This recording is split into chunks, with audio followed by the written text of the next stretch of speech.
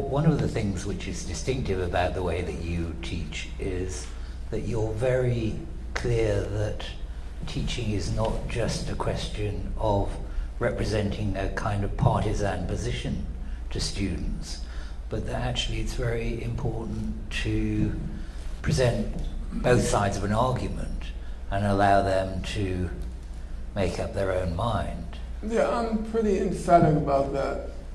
A lectern is not a soapbox.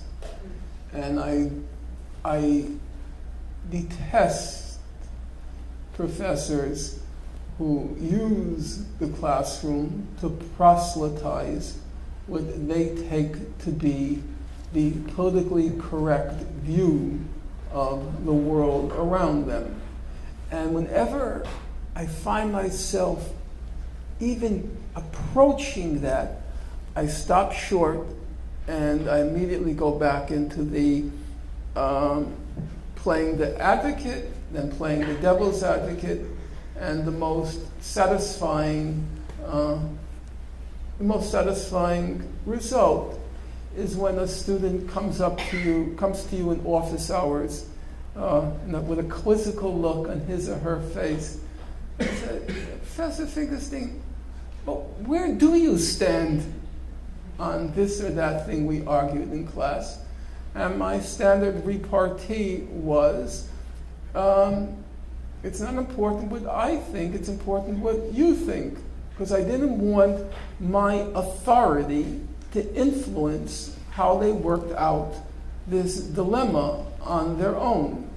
I have to say, I was reading probably one of the world's great charlatans, Mountebanks. I was reading this 1,500-page biography of Obama,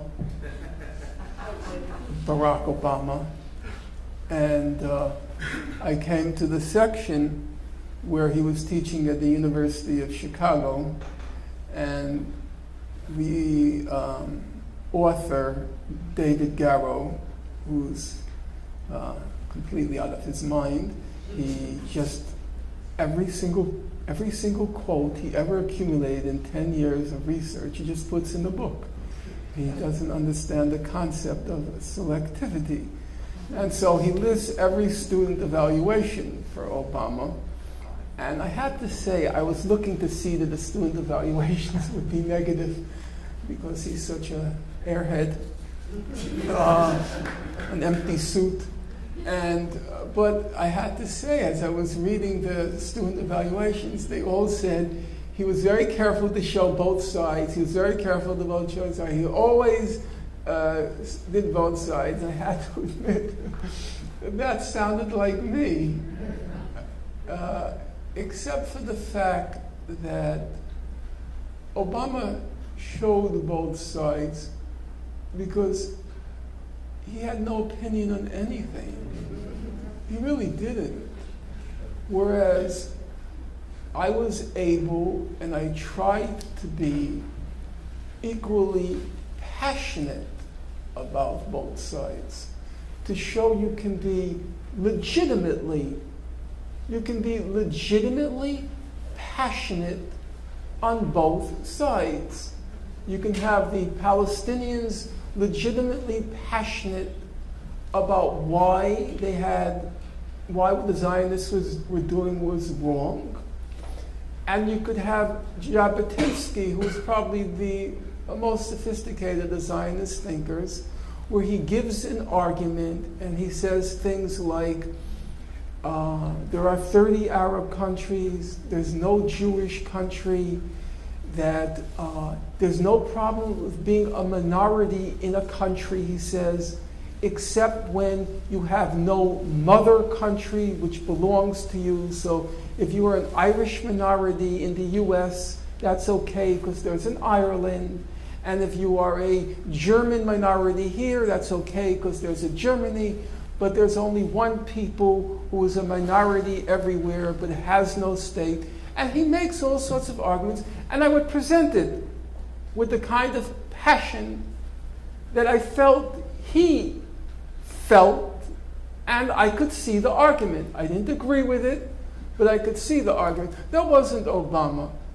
It was very interesting. I know it's a digression, and you'll forgive me, but I hope you'll forgive me. The look in your face says no. Sure. I know Obama's going to be his next author, so he's going to learn. Chance to be a fun day. But it was interesting. There were all these arguments that went on. Obama was the president of the Harvard Law Review. And they would have all these arguments between the conservatives and the liberals. And he has to negotiate these differences. And you know how he negotiated? It was very interesting because it tells you so much about his personality.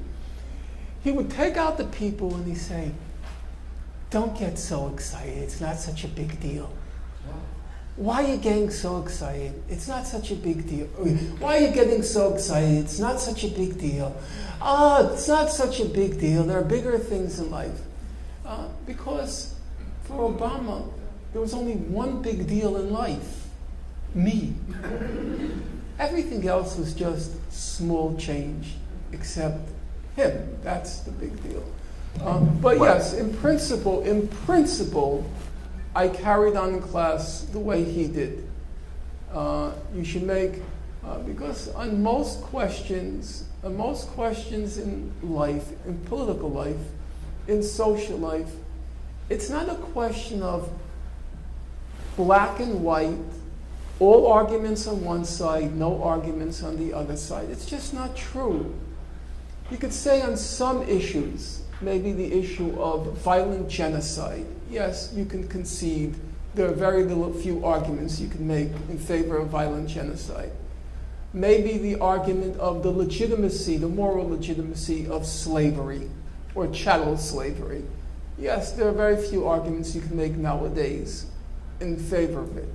But on most questions, regrettably, even now, torture, there are arguments being made on both sides. And then the question is not whether one side is all right and the other side is all wrong. The question is preponderance. Which side has the preponderant arguments on its side, but not one side is all wrong and the other all right.